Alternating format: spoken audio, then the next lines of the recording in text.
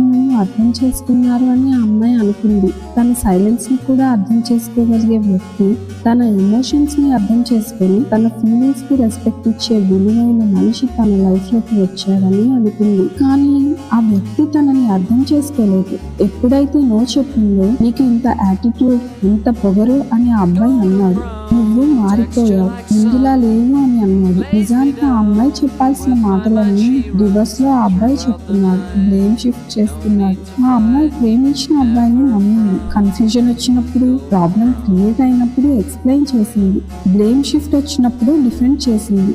కానీ abusive words, body shaming start చేసి ఆ అబ్బాయి ఆ అమ్మాయి కాన్ఫిడెన్స్ ని అటాక్ చేశాడు.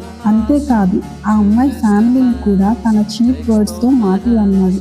ప్రేమించిన వ్యక్తి నుండి తను ఎక్స్పెక్ట్ చేయని మాటలు విన్న ఆ అమ్మాయి అసలు ఎందుకు ఇలా గ్యాస్ లైటింగ్ చేస్తున్నాడు, తన ఉద్దేశం ఏంటి అని ఏమీ అర్థం కాకుండా ఉంది. తనని ప్రేమించిన మనిషి ఒకేసారి రెండు రకాలుగా ఎలా ఉండగలడు, ఇలా ఎలా మాటలు అన్నాడు అని చాలా హర్ట్ అయింది.